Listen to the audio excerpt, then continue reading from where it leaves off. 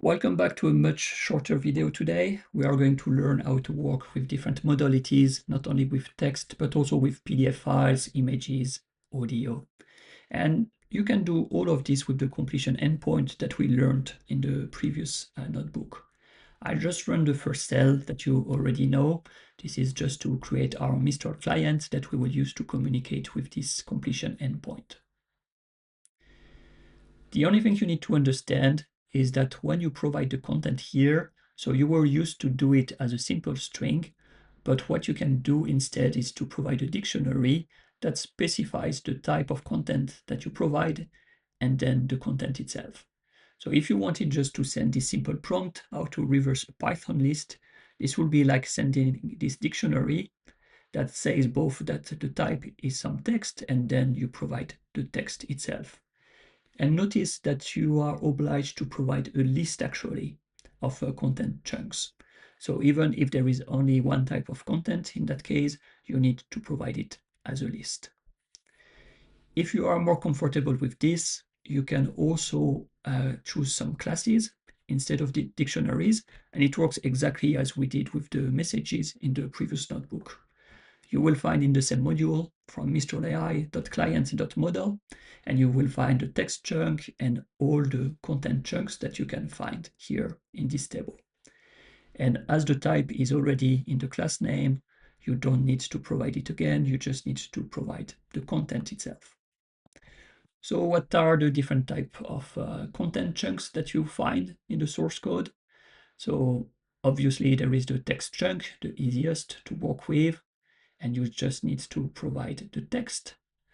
If you want to work with image or document, the PDF files, you need to provide a URL, and that can be a resource which is already stored on the internet. Here we can see that this is a picture of the American flag, and this is already a PNG file. So this is a valid image that I can provide as a web URL. Or here, this is exactly the same, but for a PDF file.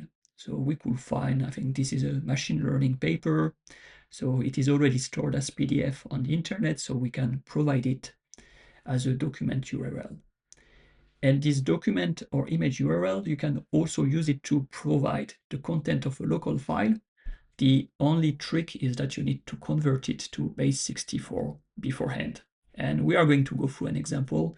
This is very simple because we can use a built-in Python function to convert the content to base 64. If you want to work with audio, that's even easier. You convert it to base 64, but you don't need to supply any URL at all. Directly the audio file converted or encoded as base 64. And file chunk is a bit different than document URL. These are the files that you store on Studio. So if you are a Mistral user and in Studio you are testing different capabilities, like the document AI for OCR, you've tried some batch request or audio processing, these files are stored here. I can just click on it and I just uploaded one PDF file to the OCR. So we can go through it. But it means that here you can only provide a file ID. So you need the file to be stored on Studio, get the file ID, and then supply it. So this is not something to work with your local files or with a file which is on the internet at the moment.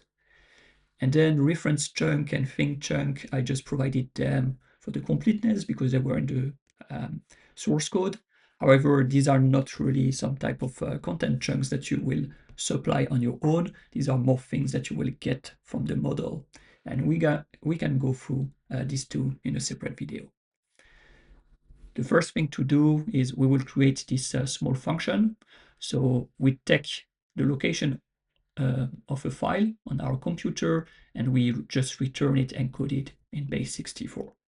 I didn't need to write this function on my own. I just asked the Vibe to create it for me. And then we start with the first example, working with images.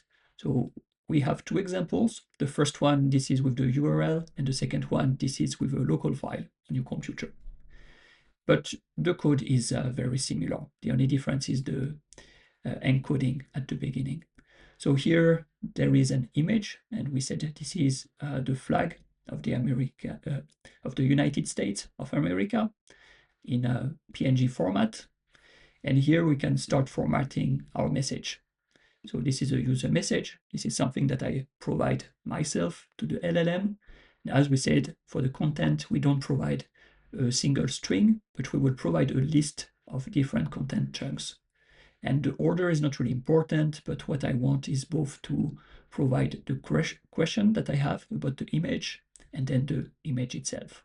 So the text chunk, you are already familiar with it. You just need to supply some text.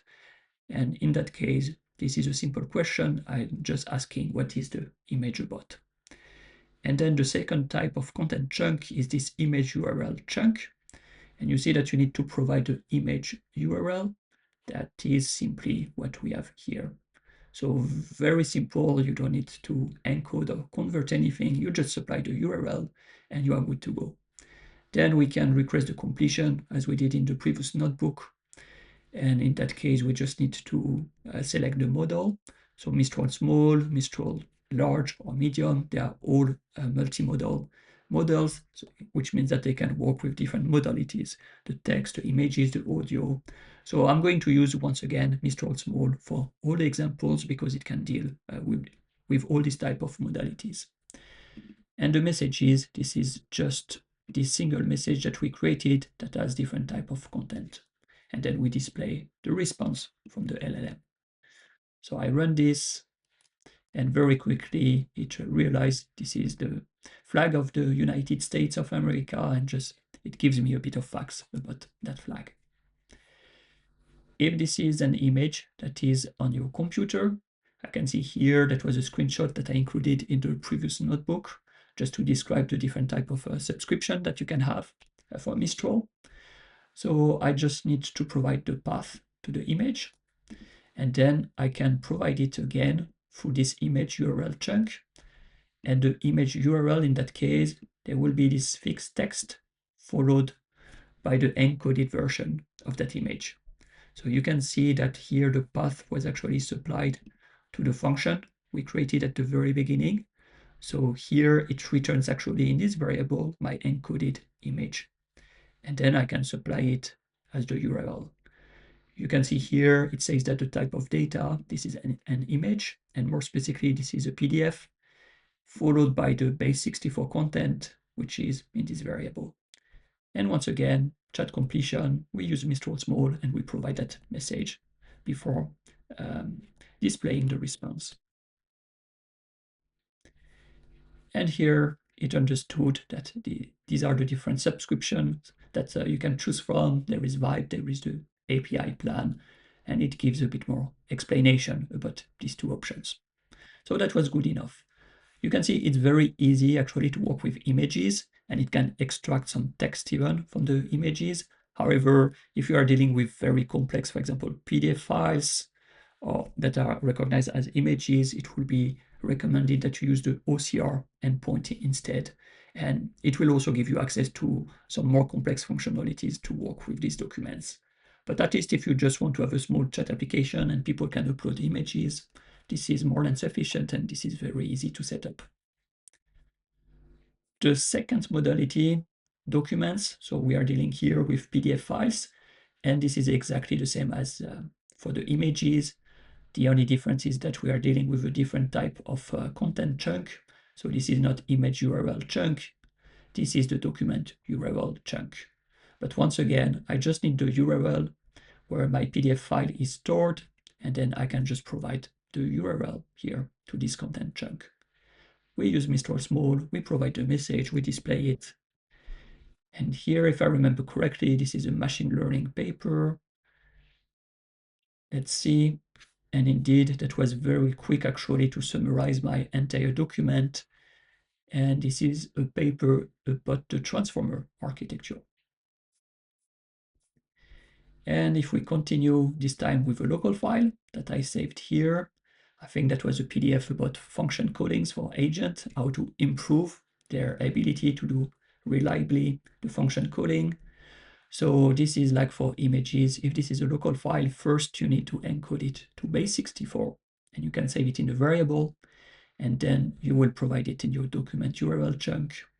And you can see that you still need this type of fixed URL content at the beginning. The difference is that we are dealing with a different type. So here the data, this is not image PNG, this is application PDF. But after that, we still need to provide the base64 contents. So this is very similar. We can still work with Mistral Small. We provide the message to the completion endpoint. And if we run it, it should find out soon enough, yeah, that it is about this function calling paper. So that was it for the documents. Once again, very easy to work with, but if you are dealing with a more complex scenario, have a look as well as at the OCR endpoint.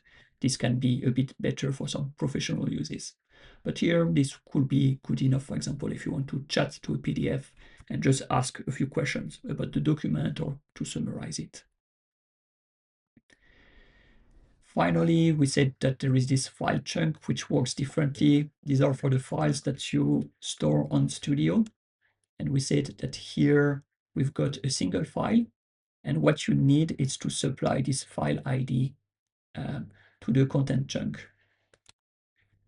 There is here an endpoint and a method that we can call to see what are all the files which are currently on Studio. And after that, I'm just checking if there is at least one file. And if this is the case, I'm extracting from the first file the ID, and this is what I can provide to my file chunk. So list of files that we retrieve here with mistral.files.list.data. We check if there are some files, otherwise we print that there are no files available currently on Studio. If there is at least one file, we extract the ID from that first file, so the file at index 0. And then, as we did before, but with a different content chunk, we use a file chunk, and we need to provide this file ID, which is just this variable, first file ID. And I'm asking, what is this file about? Here, that was a PDF that was showing how to use LangChain, if I remember correctly. That was for the LangChain documentation MCP to connect it with Mistral Vibe. For the completion, no difference to what we have seen so far. You can use Mistral Small, you provide the message, and then you can display it.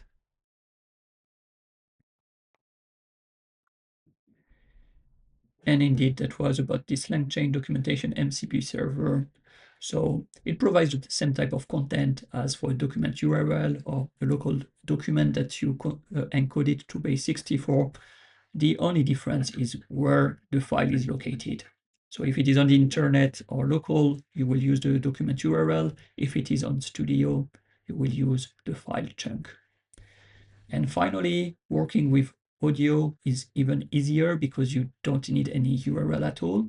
However, you still need to encode the content to base64. So here I recorded just a few seconds of myself ordering something in French at the bakery.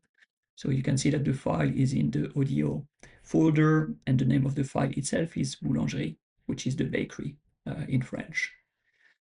What I'm doing here is that I'm using the audio chunk, and I just need to provide this base64 encoded content. And then I ask my question. I wanted to transcribe this audio file into English and also identify what was the original language that was used. The completion, as usual, and then we can display the response from the LLM. The transcription in English is hello, so 1 baguette, 2 croissant, and a lemon tart, please. That's all, thank you. And it correctly identified that it was a French recording. So that's it for today. Very short video. However, it's quite important to be comfortable with all the usual modalities, not only with text. So I hope you enjoy it, and I see you in the next video. Ciao.